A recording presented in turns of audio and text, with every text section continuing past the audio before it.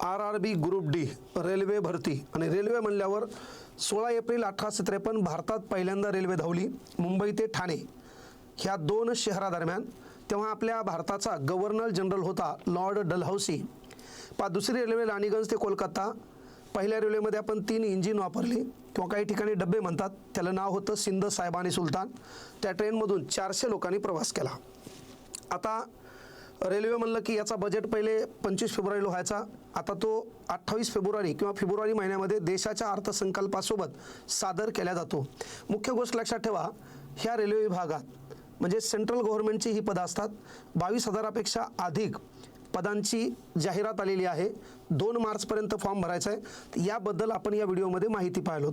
लक्षात घ्या, RRB आता पहा 2026ची पदं आहेत 22,000 प्लस। मग यामध्ये पोरं लक्षात घ्या, परीक्षा पात्रता केवळ 10वी पासवर आहे। ITI बेसवर काही टेक्निकल पदं असतात। मग याच्यामध्ये कामं काय, तर ट्रॅक चेक करणे, रस्त्याने चालताना आपण ट्रेनमध्ये पाहिलं असेल काही लोक रूल चेक करत असतात। त्यानंतर हिरवे झेंडे दाखवणे, कधी तुम्ही ट्रेनमध्ये जात असाल तर बाजूला एक 40-45 वयाचा एखादा माणूस दिसेल खाकी ड्रेसवर, त्याच्या हातात हिरवा झेंडा असतो त्यानंतर तुम्ही पाहिलं असेल बॅटरी दाखवणे रात्रीच्या वेळेस, कारण त्याला ड्रायव्हरला सांगायचं असेल की पुढची जी काही व्यवस्था आहे ती बरोबर आहे बाबा, काही ताण घेऊ नको।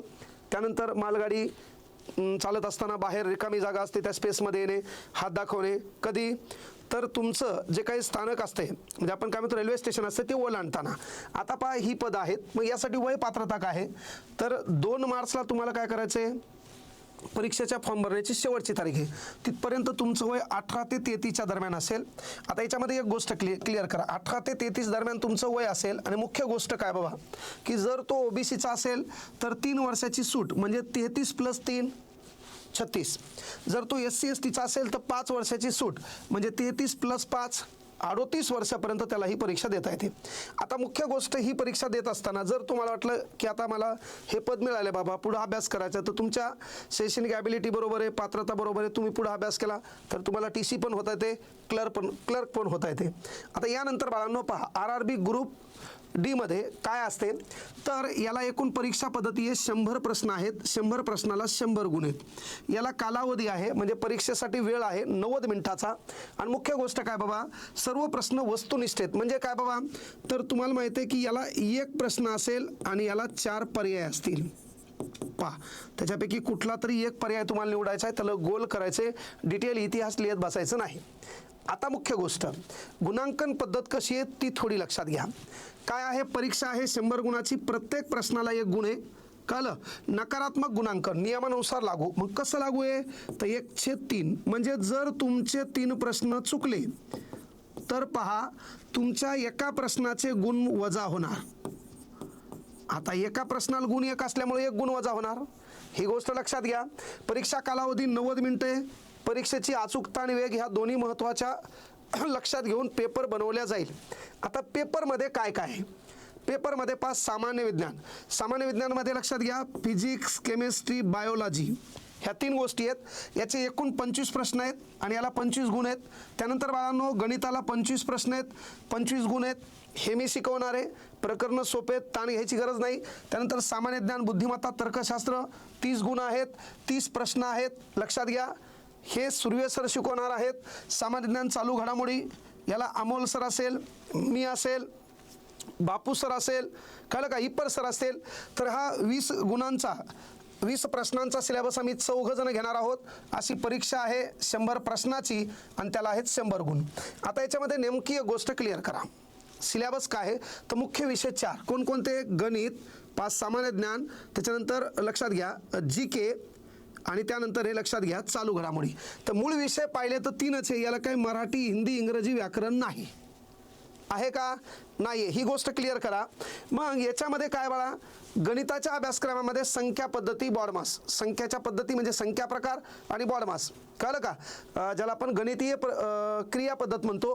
त्यानंतर दशांश अपूर्णांक आहे, लसावी मसावी आहे, गुणोत्तर प्रमाण आहे, टक्केवारी आहे, नफा तोटा आहे, काळकाम वेग आहे, रेल्वेची उदाहरणं आहेत, सरळ व्याज, चक्रवाढ व्याज आहे, बीजगणित, भूमिती, त्रिकोणमिती हा प्रकार तुम्हाला इथं कदम सर शिकवणार आहेत। वर्गमूळ आहे, त्याच्यानंतर वयवारी नावाचा प्रकार आहे, कॅलेंडर, घड्याळ आणि पाईप्स आणि टाक्या म्हणजे इष्टका चित्ती, कळलं का, ते घनफळ, पृष्ठफळ, एकूण पृष्ठफळ याच्यावरला प्रकार। आता मेन गोष्ट इथं बुद्धिमत्तेमध्ये काय उपमा आहे, ह्या संख्येचे या संख्येचे असं नातं तर त्या संख्येचं त्या संख्येशी काय नातं, 5 जसे 25 तर 7 जसे काय. त्यानंतर अक्षर व संख्या श्रेणी, हे तर तुम्हाला माहिती आहे 3 संख्या बरोबर असतात, एक संख्या वेगळी असते ती शोधायची असते. त्यानंतर कोडिंग डिकोडिंग म्हणजे इथेही तुम्ही पाहिलं असेल संख्या संबंधच आहे. त्यानंतर नाते संबंध, कोण कोणाच्या नात्यात काय येतंय, कोण नात्यातला कोण खराब असतो, ह्या सर्व गोष्टी. आता या ठिकाणी काय असतील बाबा, या ठिकाणी इकडे पहा तुम्हाला असते अ कावळा काळा आहे, ब कावळा काळा आहे, कळलं का, सर्वच कावळे काळे आहेत. वरील विधानांचा विचार करून योग्य विधान निवडा, असं असतंय का नाही. हे नाकुरते आहेत, मग इथं असते का नाही. हां, हे शिपाई ते शिपाई सर्व शिपाई, कळलं का. हे कुशल कामगार अकुशल कामगार. पहा दिशा, वर्गीकरण, साम्य व भेद, विधान, युक्तिवाद आणि गृहीतक, ह्या गोष्टीवर तुम्हाला बुद्धिमत्तेचे प्रश्न आहेत. सामान्य ज्ञानमध्ये भौतिकशास्त्र, रसायनशास्त्र, जीवशास्त्र, विज्ञान, तंत्रज्ञान म्हणजे कशामध्ये, जी केमध्ये. हे सामान्य ज्ञान आणि सामान्य विज्ञान या दोघात फरक असतो. तर हा जी केचा सिलेबस आहे. मग याच्यामध्ये पहा क्रीडा आहे, संस्कृती आहे, महत्त्वपूर्ण व्यक्तिमत्व आहेत, अर्थशास्त्र, राजकारण, राष्ट्रीय आणि आंतरराष्ट्रीय घडामोडी, ह्या सर्व गोष्टीचा अभ्यासक्रम या ठिकाणी लक्षात घ्या 100 गुणांच्या परीक्षेमध्ये आहे. नोकरीची जागा परिपूर्ण भारत देशात कुठंही. पगार लय भारी असतो भाऊ सेंट्रल गव्हर्नमेंटच्या, साधी गोष्ट नाही. 80-80 हजारापर्यंत पगार असतो. म्हणून हां, मात्र एवढे तुमच्या भरोशावर लाखो लोक त्या रेल्वेने प्रवास करतात. तुम्हाला सतर्क राहावं लागते, जागरूक राहावं लागते.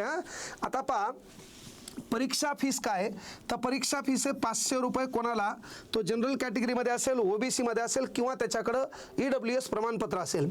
त्यानंतर जर SC ST किंवा माजी सैनिक, एक्स सर्व्हिसमॅन, महिला असेल, ट्रान्सजेंडर असेल, EBS असेल, EBC असेल, तर याला केवळ काय आहे 250 रुपये. आता याच्यामध्ये पहा एक पद्धत आहे, जर तुम्ही परीक्षेला उपस्थित राहिलात तर ओपन कॅटेगरीच्या पोरांनी भरलेत किती 500, तर त्याला वापस येणार 400 रुपये परीक्षेला गेल्यावर. परीक्षेला नाही गेल्यावर नाही. हां, यायचे तसेच काढायचे, कळलं का. 500ला 400 तर 250ला काय, तेवढे पैसे तुम्हाला परत भेटणार. आता मुख्य गोष्ट काय बाबा, महत्त्वाची तारीख. परीक्षा काय आहे, तर परीक्षा 2 मार्च 2026 पर्यंत तुम्हाला फॉर्म भरायचा आहे. परीक्षेची तारीख नाही, अंतिम तारीख आहे. पहा काय म्हणते, अर्ज करण्याची शेवटची तारीख 2 मार्च 2026.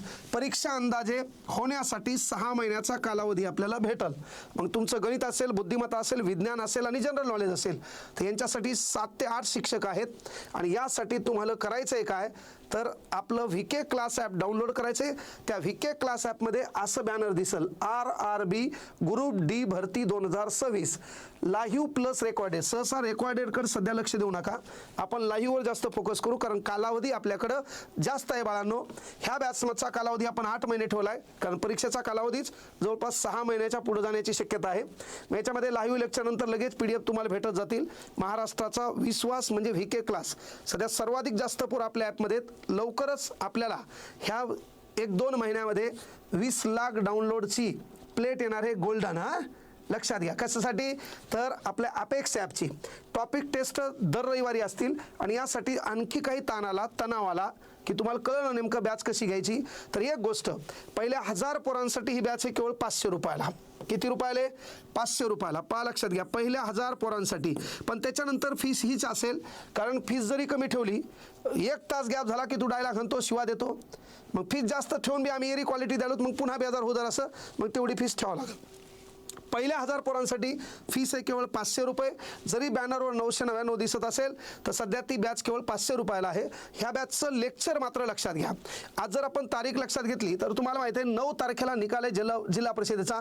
10 तारखेला या बॅचचे लेक्चर अतिशय सुरळीत टाइम टेबलनुसार, वेळापत्रकानुसार चालू होतील. म्हणजे मधात लगेच फीस भरली, कॉल करायचा नाही की मग लेक्चर कधी चालू होणार, कोणाचा क्लास कधी होणार, आम्हाला काही समजणं नाही. ह्या शेड्यूलनुसार तुमचं लेक्चर होईल. यस.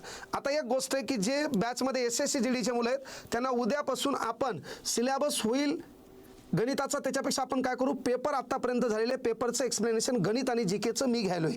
कालावधी आपला वेळ असेल 4 ते 5. ह्याची पण नोंद सर्व लेकरांनी घ्यायची. ओके, तर सर्वांनी डाउनलोड करायचं VK क्लास ॲप. अभ्यास करा, कमी वेळात नोकरीला लागा आणि आपल्या घराचं चित्र बदला. काही वाटेल नोकरीने उद्योगधंदे करा, ज्याच्याकडे माल लय मोठा आहे, बापाची परिस्थिती लय चांगली आहे, त्यांना पैसे गुंतवून उद्योगात कुठेही करा पण करिअर करा, काय जे करायचं ते टॉपला करा. पेपरच्या एक तर पहिल्या पानावर या, नाही तर लास्ट पानावर या, पण थोडक्यात महत्त्वाचे उड्डाण पुलाखाली एकाने एकाच भोसकले, याच्यात भोसकणारा किंवा भोसकून घेणारा त्याच्यापैकी आपण नसावा एवढीच अपेक्षा करतो. स्वतःच्या घरावर, स्वतःवर आणि स्वतःच्या ध्येयावर प्रेम करा. ध्येयावर प्रेम केलं की माणूस सिरियस होतो, माणूस सिरियस झाला की घराचं चित्र बदलते. सर्वांना शुभेच्छा. थांबतो. जय हिंद, जय महाराष्ट्र.